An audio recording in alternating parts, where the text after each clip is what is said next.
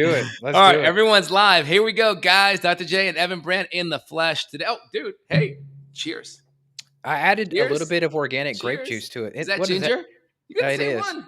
What are the Dude, chances? amazing. We didn't Dude, plan great that. minds. Dude, great minds think alike here. Not Well, sponsored, but GT Dave has like a $20 million mansion in LA. It's like a modern mansion. I saw his house in a magazine once. So if he ever wants to have us out for a functional medicine party, we will come and we will yeah. bring oat test in hand. Yeah, he's in Beverly Hills. Pretty Okay. cool. Cool story. I've read a story before. Very interesting. Yeah. I started drinking this stuff, dude, 2007, dude. I was an OG. I remember being in Austin in 2013, and that was, that was still relatively early kombucha days, you know? I remember when it was, I think it was Lindsay Lohan. She was on like home arrest, house arrest, where they give you the ankle monitor and it has the alcohol in it. And this is before they retweaked the formula in 14. She was getting drunk on kombuchas and she was lighting up her ankle bracelet. That's kind of the story of how they rechanged it, all because of Lindsay Lohan. Isn't that crazy? No way. Yo, dude, you can go read it.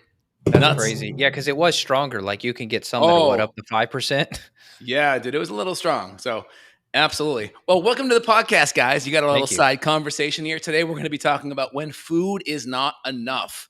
So in the shocking truth in functional medicine, when food is not enough. So first off, food is always foundational no matter what. Food comes before supplementation. It comes before everything. Food, lifestyle matters too, because if you're like doing marathon training or you're not sleeping or you have tons of emotional stress, lifestyle does matter a lot too, right? But food first, lifestyle is kind of right in there, a close second. And then after that, we have nutrient deficiency land. We have all kinds of issues with the topsoil and permaculture, all kinds of problems with nutrient deficiencies. And so that's a big deal in today's world. And of course, we have lots of gut imbalances that impact absorption. Glyphosate impacts the microbiome. And we have record autoimmune conditions today. And that's the biggest driver of that's going to be gut permeability. So we'll dive into the topic, Evan. What do you think? Yeah, absolutely. And we can pull up studies if you all like this stuff. But the reality is quite simple, which is in the last 100 years, according to the USDA and several studies on soil and nutrient quality, we've lost anywhere from 50 to 80% of the nutrients in the last 100 years, meaning in 1920, your grandpa, your great-grandpa, your great-great, wherever you are in that family line, they had significantly more nutrients in their oranges. So I had a client earlier ask me, hey, can I just eat oranges? I'm low in vitamin C on my oat test. Can I eat an orange? I said, sure, you can eat an orange all you want, but you're getting 1/8 of what you got 100 years ago. So you're going to need to supplement about 1 gram to 1.5 grams of C if you want to replenish your levels, because humans, we are one of the few species on this planet that do not synthesize our own vitamin C, whereas goats, horses, other livestock creatures, they make their own vitamin C, which is why farm animals are so damn healthy. In Thomas Levy's book, Curing the Incurable, he documents that a goat can make 100,000 milligrams. That's incredible. So 100 grams a day, a goat can produce that on his own, which is why these animals are relatively robust and free of illness. Wow. And that Senate document is Senate Document 264. It came in the 1936 U.S. Senate in the 74th Congress. And essentially, the document raised concerns about soil depletion and poor farming practices, leading to nutrient deficiencies in food. It claimed that Americans were not getting enough essential minerals from their diets because the soil was already exhausted. So 90 freaking years ago. This is a big deal. And so this is why people need to be eating organ meats, whether if they're not eating them in a pill or adding a really good multi in there that's going to have extra zinc, extra selenium, extra zinc, maybe a little bit of copper, making sure we have extra omega-3 support, because we're going to frankly have, you're not consuming enough fish, or the fish is farm fed, or we have a lot of toxicity issues. And maybe we should have a little bit of NAC in our diets, right? Just to have the extra cysteine for making glutathione, because there's so much toxicity around us in the form of mold or glyphosate or all these organochlorine pesticides. Yeah, in the last decade plus, you and I have tested over 10,000 people around the globe. You're talking every continent except Antarctica. We're seeing nutrient deficiencies widespread. So this is not an American issue. This is not a local issue. This is not a localized issue. This is a global issue. And is it true that European food is better, right? There's more control. There's less chemicals. Yeah, I've heard the whole I went to Europe and ate pasta for a week thing. But listen, we have a distributor in the UK. We test tons of people across Europe. they still have nutrient deficiencies. They still have mold, maybe even more mold because the houses are older. They were out there for 100 years before they got air conditioners. And so this is a global problem. And when mold comes into the equation and it affects the immune system, it allows dysbiosis to thrive, which is then robbing you of your nutrients even further. So I had a guy earlier, he said, man, I'm eating animal based. I'm eating steaks and berries and all that, and my nutrients still look horrible. But yet his gut dysbiosis was through the roof. So please remember, it's not what you eat, it's what you digest, what you assimilate. And those bugs screw this whole thing up. Yeah, and in Europe they have what's called a Demeter organic certification, so it's much stricter, right? No synthetic pesticides, no GMO, no chemical fertilizers, right? They require on-farm biodiversity, right? They use biodynamic preparations, whether it's herbal mixtures applied to the soil, composting, seasonal rhythms, planting calendars. So the EU's certifications for food is much stricter. We don't quite have that here in the Wow. United States. But I still see stuff. I still see issues. It's not like they're perfect health over there either. So, Yeah, and exactly. And in general, you're still going to have less spectrum of nutrition. Like I've seen data that when plants that are grown in manganese deficient soil, right, they're going to have less vitamin C. So mm, every mineral that's missing in the soil or every deficiency in the soil compounds and can impact the nutrient spectrum in yeah, that plant. that's So that's a big fascinating. deal. But that's why, yeah. And again, what do animals do? Animals bioaccumulate plant matter. And so the benefit of eating animal protein, especially organ meats, is they bioaccumulate nutrients. And so they're like a superfood. And so you get more concentrated plant nutrition when you're eating grass fed, high quality Yeah. animal So, protein. said another way, if you're going to your local health food store, rather than you get a green juice of purified kale with blueberries and spinach and almond butter, you're better off to eat or consume 6 capsules of a grass fed organ blend. I mean, straight up, you give me the option green juice, organs, I'm choosing the organs. Yeah, and I watched a 2012 Ancestral Health Symposium with Dr. Matt Lalonde. He did a whole talk on nutrient density. I went through that talk today. It was fascinating. The organ meats and the animal products destroyed, from a nutrient density standpoint, all the other vegetables and fruits for the most part. Fruits surprisingly had pretty low nutrient density. The problem is a lot of the scoring and how they calculate nutrient density, they tend to have negative components to their scoring. So they will negatively impact saturated fat. They will negatively impact it if it's extra cholesterol. Well, we know data wise, those things are not necessarily bad. But if you do that, you're going to disproportionately knock down animal protein and organ meat, even though it's superior. Right? There was one, I think it was Andy, was the scoring chart, but it had essentially more nutrient density with Lucky Charms I over remember steak and this. eggs. And they Right? and And butter. anyone, yeah, and anyone that knows and butter, anyone that knows steak and eggs or butter, the nutrients, the lutein, the fat soluble vitamin A, the zinc, all the amino acids far exceeds some synthetic BS B vitamins in Yeah, your and Lucky Charms. Cheerios, I think, were, like, rated higher than ground beef, Yeah, something like that last year in that paper. crazy.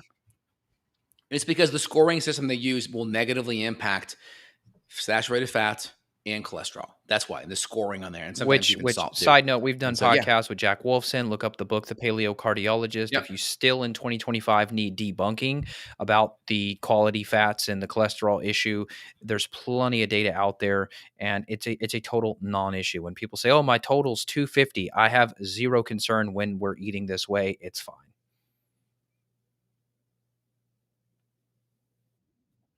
100%. There's a study, 2010, American Journal of Clinical Nutrition, looking at cholesterol consumption and heart disease. No correlation, zero correlation. And so this is a real thing. It's really all about insulin resistance. It's really all about excess carbohydrate. It's really all about trans fat, right? Junky processed fat that's oxidized, or plant proteins or plant fats that are rancidified based on the hexane, based on the bleaching, based on the processing. Think about canola oil is a really nasty one. You can go to YouTube and just type in how canola oil is made. It's Yeah. pretty disgusting. Just definitely make sure you're not watching it For on a sure. full All right, so stomach. let's get back to Um, food is not enough. We covered a little bit of why food is not enough. We alluded to how we see that it's not enough in regards to the functional labs that we do.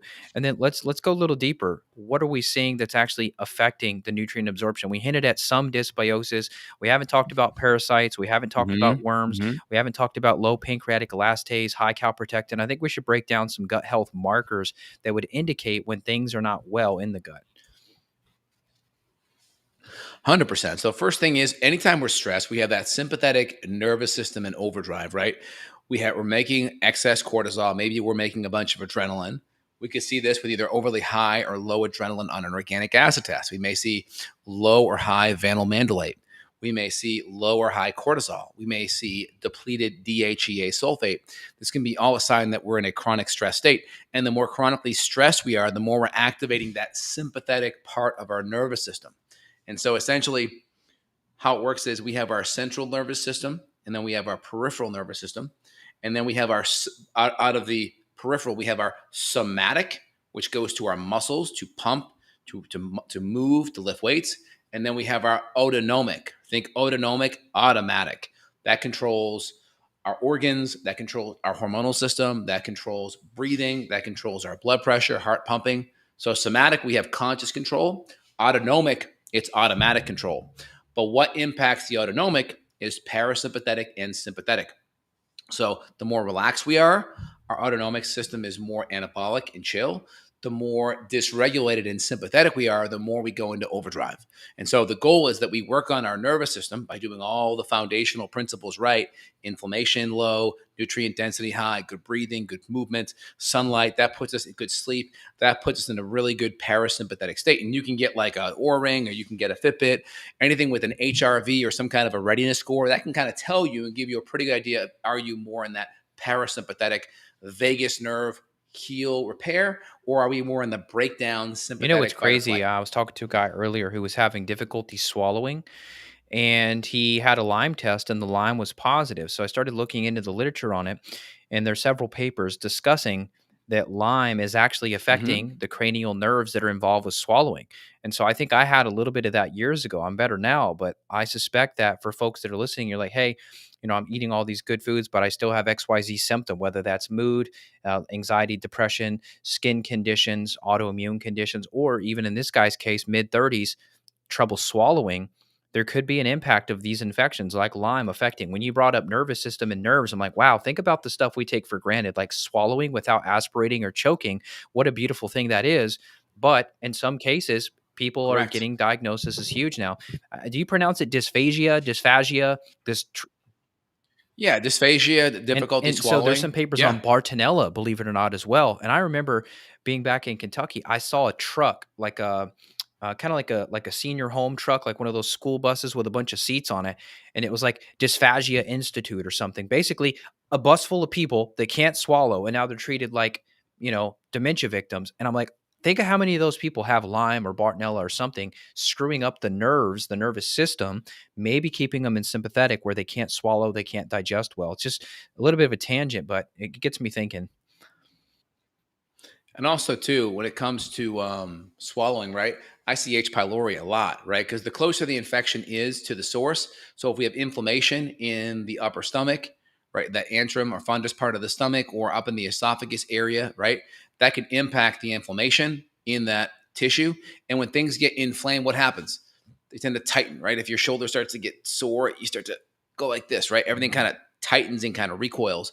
And so what starts to happen is that esophagus gets tighter, and then you have like strictures forming, or just like that the tightening, and so then it's harder to swallow food, and that tissue's inflamed. You maybe start to even develop Barrett's esophagus, and so these are all real things you got to look at when it comes to the gut Well, and it and gets scary. inflammation. Let's do a little bit of a side note here on conventional approaches to even look for these type of issues when you're talking H. pylori. This may be an endoscopy, a biopsy, and the unfortunate part is Hmm.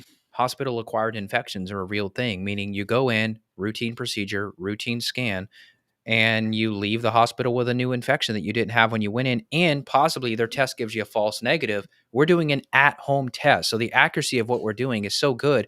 You don't really want to be in a hospital. You might never walk out. No, I mean, the number, they call them a nosocomial infection. Is a infection you get in the hospital. A real common one you see is C. diff. We see it every day.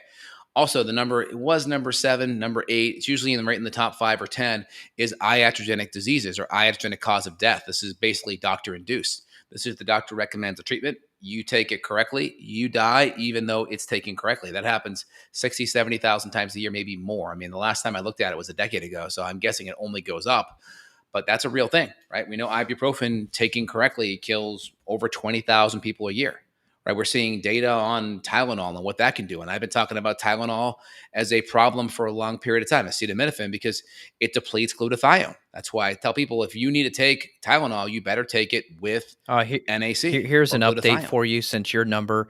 John Hopkins study published in BMJ in 2016. Okay, so here we are, almost a decade old again. They estimated 250,000 deaths due to medical mistakes per year. See? Yeah, I'm saying 50 to 100. I was And way some estimates are underneath saying it. 450 annually.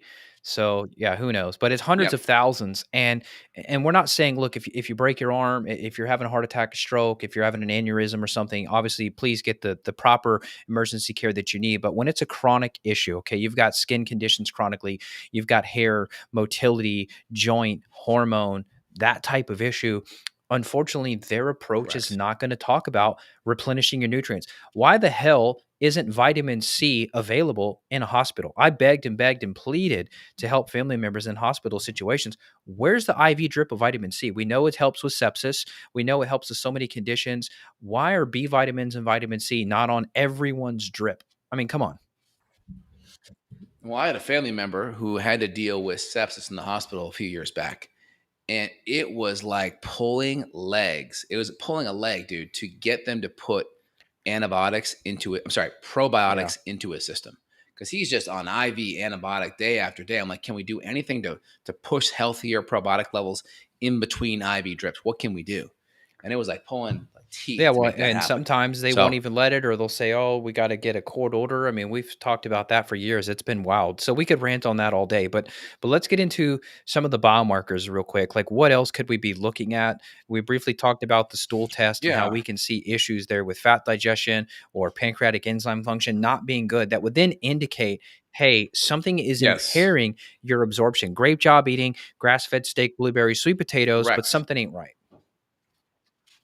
Yeah, so easy things out of the gate is we're just not chewing our food up. We're not masticating, chewing our food well, right? Well, we had dysphagia as another word. Mastication means to chew, right? Dysphagia means to swallow, mastication to chew. And so then if you don't have good chewing and then you're overly hydrating with your meal, water's got a pH of 7. That's going to take that environment of 2 and bring it up with more water. So we're chewing, maybe drinking too much water. Maybe we're not chewing our food up enough.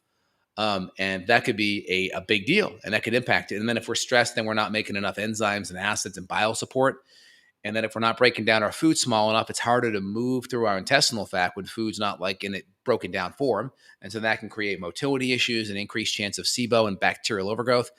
And then just of course, the more food is in a bigger form in your intestinal tract, the more likely you are to have a food intolerance because that food's not now broken down. And our immune system is more likely to develop some kind of an immune response to it because it's not broken Yeah, I down had a girl adequately. earlier actually. She said that she had vertigo and she got rid of dairy, and a month later the vertigo went away. So I thought that was interesting, some sort of a brain impact from a gut issue related to dairy consumption. So just a weird little thing. Yeah, there's always a gut brain connection because the more you drive inflammation in the gut, the more that activates the toll-like receptors. Those are the centurion guards in the gut, and the toll-like receptors are always sensing whether it's food allergens or microbes or mold. And then when those toll-like receptors become stimulated, that can open and create gut permeability. That can open the tight junctions, open the enterocytes, and then now those that microbe or that stressor is now exposed to Yeah, the and how immune can you system. see this? People are listening, Now they're the like, wow, this is geeky. What the heck's Dr. J saying? Well, we can measure this when we look at GI map. We can look at zonulin, we can look at elastase, we can look at secretory gin, IgA, and we can determine, is your immune system going crazy? Is it overreactive? Do you have activation protein where your intestinal cells are mhm, literally under attack? Do you have gut inflammation? yep, That doesn't require a colonoscopy to investigate. And in fact, a gastro doc last week actually gave a patient a green light on skipping a colonoscopy because the GI map looks so good. They said, I researched this test, looks great. I don't see bleeding, no inflammation. We're going to postpone your colonoscopy. So that was cool.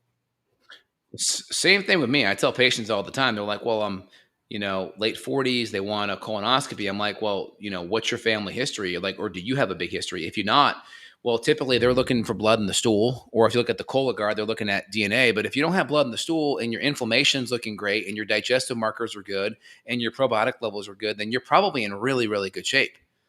Because that gives you a pretty good window inside your gut. Because when there's polyps going on, usually polyps are going to create some sign of inflammation or some kind of blood in the stool. And if everything looks good, that's a really, really good sign. But again, if you have family history or you have personal history, then you may want to look closer with your Yeah, yeah, conventional well doc on said. that. So this is where we look. We look in the stool, we look in the urine for the fungal infections that are messing up nutrient absorption.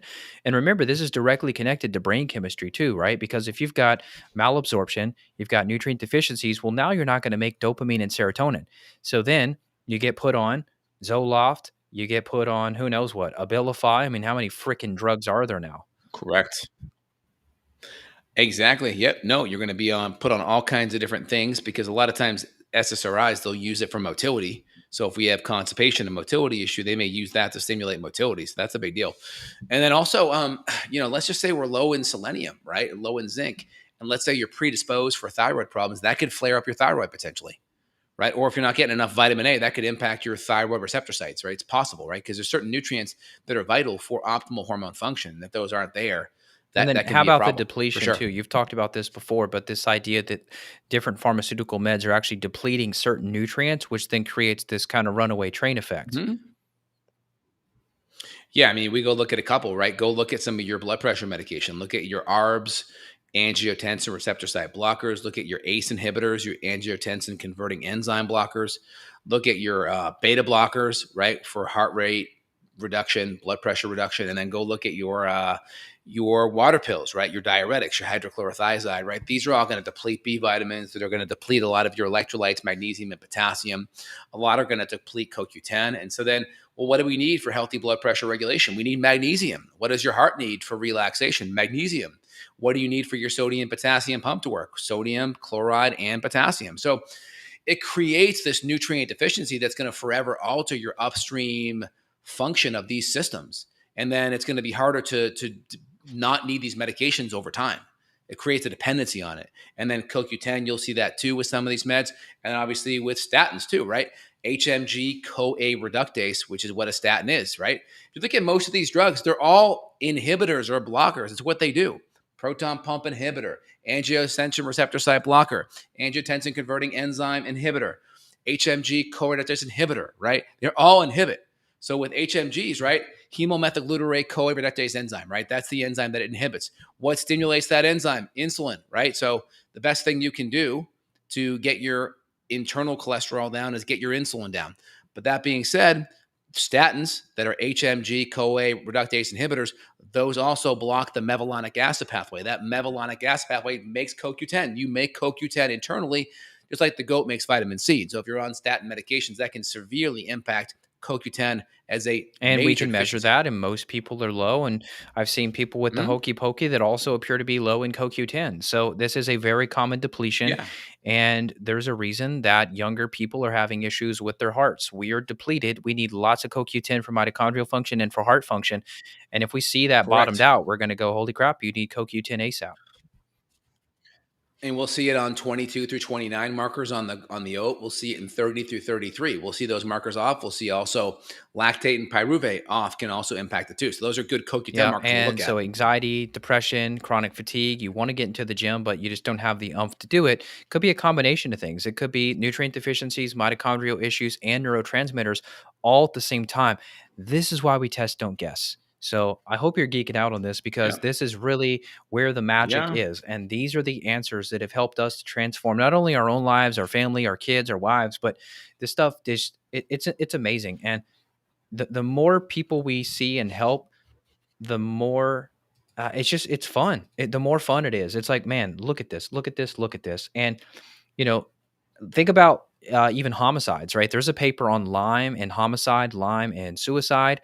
So when you think Mhm. about infections mixed with toxins, mixed with nutrient deficiencies and low neurotransmitters, if you're the person who's what's that saying? You're like an old man pointing at the sky or something. Like, okay, so Yeah. so if you Yeah. find Yeah. yourself being that person, watering your lawn, yelling at the sky. Well, there's Hmm. probably something underneath that. And so if you're one of those people saying society's crazy, the world's crazy, well, look at what we have. We have a deficiency of everything, and people don't feel as much joy and pleasure and calmness because they don't have the raw building blocks to create serotonin, which is going to give you that emotional optimism. So if you look at the world, you're cynical, you're pessimistic. I hear you. There's issues out there, but if you can't experience joy, pleasure, beauty, appreciation, gratitude, there's probably something deeper.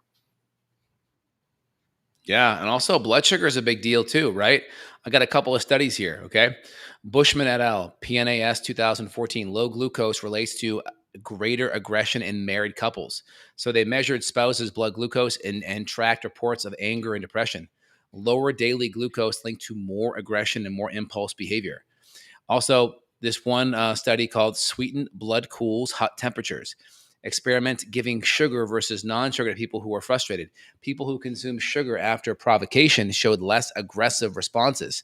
Now, the problem is most of these issues are not a lack of sugar, they're too much sugar, creating a reactive hypoglycemic drop. That means blood sugar goes up fast. The faster it goes up, the more the beta cells make insulin to bring it down. So the goal is to snake your blood sugar around and not bump it up. One study here, 1982 study called Reactive Hypoglycemia Tendency Among Habitually Violent Offenders. This study's in a jail. They performed glucose tolerance tests on violent offenders and compared to controls. They found that offenders showed more reactive hypoglycemia, big blood sugar drop, more after glucose load, and slower recovery in some traits. So they were associated with more aggression. So they found offenders showed more react. That means more blood sugar drop the more glucose they had. So more sugar, more drop, and they found that connected to antisocial personality and Isn't more that mind aggression. blowing? Think about How that about on a that? global It's scale crazy. among billions of people, where some societies are living on corn and rice and sugar.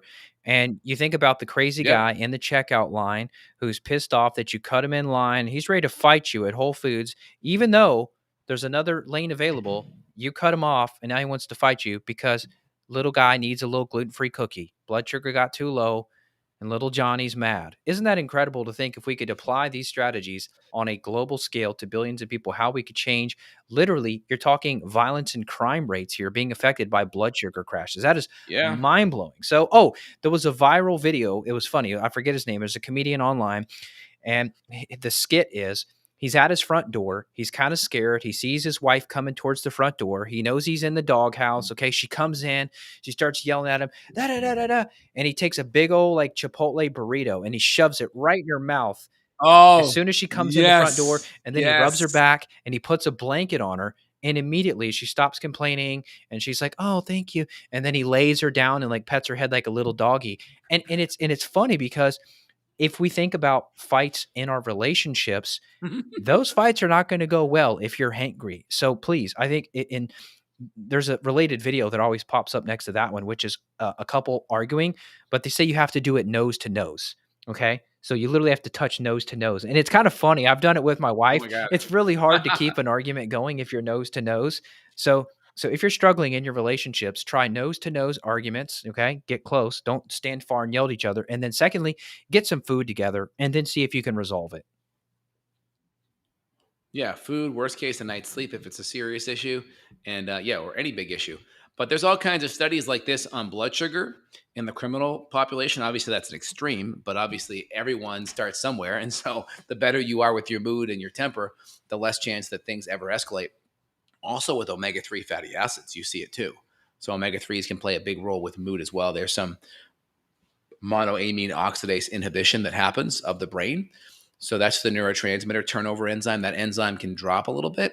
You don't turn over your neurotransmitters as fast, kind of like a natural SSRI. So omega 3 fats can do that. So there's some good benefits there. And obviously, it's providing raw material for the brain. Your brain's a large chunk fat and Yeah. So, cholesterol. folks in law enforcement listening, get your glucose test strips. Next time you find an agitated person, when you pull them over, check their blood sugar. And then before you finish the altercation, go ahead and give them a nice little piece of mango, dried mango, stick it in through their window and tell them you'll be back in 5 minutes. Then you'll resolve the thing without escalation, tasing, etc. Oh yeah, and don't get me wrong, that doesn't fix the underlying issue long term because it creates a Yeah. reactive spike, but it at least fixes it in the moment, right? Because it gets it back up. But this is kind of my issue with a lot of jails. Like if someone's going to come out of a jail in a couple of years, they're a violent offender, let's at least put nutrients in a jail that feeds that person's brain, so they're more likely to come out healthier from a brain standpoint and less likely to commit crimes. It's like you go to any prison, at least you see it on TV and such, and I imagine it's true. I haven't heard the contrary, that jail food is the absolute worst food. And I get there's a punishment element of jail, like you don't want to be feeding them shrimp or lobster, right? But you want to have enough raw material to build their brains back up if they're going to come out again, less violent, right? And better Did you impulse did control, you right? did I you think that's a not big do deal. a jail tour in high school like I did? I've done when I lived in San Francisco, I did Alcatraz Yeah. for sure. I did that. But by the way, speaking of lobster, you can go get the 1950 Alcatraz menu. Go Google it on Google. Go search it. You'll find lobster was on the Wow. menu. Lobster was considered like the rodent of the sea. They had lobster and butter and steak on the menu. I was like, damn, 1950s. And that's when Whitey Bulger was in jail there Incredible. from Boston. I'm from Boston, so I know that, yeah, that black mass history. Plus, JFK closed that down in '63. But if you get the 1950 menu, you can see That's hard to lobster on the believe. Well, menu. I know, back in Kentucky, Crazy. there was the Waverly Hills Sanatorium. I mean, there were a lot of these, quote, crazy hospitals back then in Kentucky on hundreds of acres, and they had organic farms on the property. So these mentally ill patients, they would have fresh air, they would have sunshine, they would have gardens, chickens, goats, pigs. They would have Yeah, freshly butchered meat, freshly butchered chickens at these mental health facilities. Now, mental health facilities are fluorescently lit places where they're being pumped with different pharmaceutical drugs. So we've completely yeah, lost touch with that connection to earth. Think about these people out in right. the dirt, right? They're messing in the soil. We know the microbes that we get externally exposed to improve immune health, brain health. So it's just amazing to see how different and all these like crazy hospitals now, they've all been torn down in Kentucky. Now they're like apartment complexes and stuff. And there needs to be an in between because there are people that aren't violent, but they have mental health issues. But we're not going to just solve it by throwing nonstop drugs and crappy food. There has to be some in between where they have some support, they have some counseling, they can have some nutrition for their brain. Because in the end, just if people have healthier brains, they're going to come out in society and be better, be kinder, be more productive, right? I'd Like it's love a if I real could thing. find you a picture of this. It was built in the 1870s. It was this place. It was, kind of one of these crazy hospitals, so to speak. And even just the architecture Mm, back then was just so beautiful. This kind of 1800 style, big old yeah. pillars and stuff. But yeah, I remember seeing some historical photos about that. And these people are out hanging out with the chickens in the forest and they're working on their mental health. Isn't that great? So much better. So we've kind of lost it. We've That's lost good. control of how to really help these people in just the last 100 years. Here's a photo. Let me share this real quick. This is Yeah. let me see here. Okay, so this is on You got it. Reddit. This There you is go. the atrocities of Lakeland Asylum Sauerkraut Kraut Cave at Louisville's Tom Sawyer Park. So that's a park now. I've been to that park, and I'm guessing this is one of the. Look at the building. Look at that. I mean, just incredible architecture. Beautiful. So yeah, so here it is, Unbelievable. Tom Sawyer, 550-acre park. It was a Virginia militia officer, served in the French Indian War. Anyway, killed by the Native Americans. Okay, 1940s facility had hundreds of patients. Okay, and basically it's just talking about how this thing ended up being a disaster, so they closed it. But long story short, that's the Well, history of some of the mental health, the way we used to handle it. Well, I think if you also go look, I think in the '60s when Reagan was the governor of California, I think he closed a bunch down too. I think he closed a lot down. And again, I get it. There was atrocities with these, sanitariums maybe holding people captive well beyond and maybe not providing the support they needed to actually get back to public life. I get it. I think there's an in between that we can find today, but we're just trying to work with people that can make better choices, that may have mood issues, that may have depression, that may not be at that extreme level, but they don't feel good, they're not productive, and Yeah, they can well improve said. for So sure. if you need help, we can do some labs with you. Just reach out. Dr. J's at justinhealth.com. You can get consults worldwide in functional medicine labs. We have international distributors, so we're happy to Mhm. help. My website is evanbrand.com. So Dr. J, justinhealth.com, evanbrand.com. Reach out. Let us know what's going on. If you've got kids, I love working with kids, and there's so much to be done Me with too. them because especially if you can get them before puberty where they still listen to you and they do what you tell them, you can really change these kids' lives. I've seen a lot of kids with depression and anxiety, kids that are not wanting to go to school because maybe they got bullied or maybe they have lack of self-confidence because they have skin issues. They have acne like I did when I was in high school. My skin was not good at all and it was my gut. So we love the opportunity Yeah. to plug into your family and get everybody dialed in. Especially when kids are young enough, parents can, make sure the food's good and make sure the environment at home's good, from a food standpoint. That plays a Once big they get their role. So car though, that's like awesome. they're sneaking Jack in the Box at night with their friends and eating a bunch of junk. Yeah, you got to be careful. Yeah, you got to set Yep, boundaries. I agree, but also setting the example as a parent is really important. We try to eat healthy foods. My wife and I around our kids. Let's set the example because if you don't do it, then it's going to be impossible for them to do it. Plus, my kids are really sport focused, and I'm like, well, hey, this athlete, eats this food, and they're people. Athletes are really on top of it. Talk about Tom Brady's diet. He's like, well, I want to be like that, and so we just try to use a little reverse psychology on them, and it that's works cool. Well, consistently. reach out if y'all need help, we'll be Yeah. here. Yeah, evanbrand.com. Evan sees patients worldwide. There'll be a link below, guys. Click on it. If you need that support, we're here to help. And same with me, justinhealth.com as well. All right, guys, have an awesome day. If you enjoyed, make sure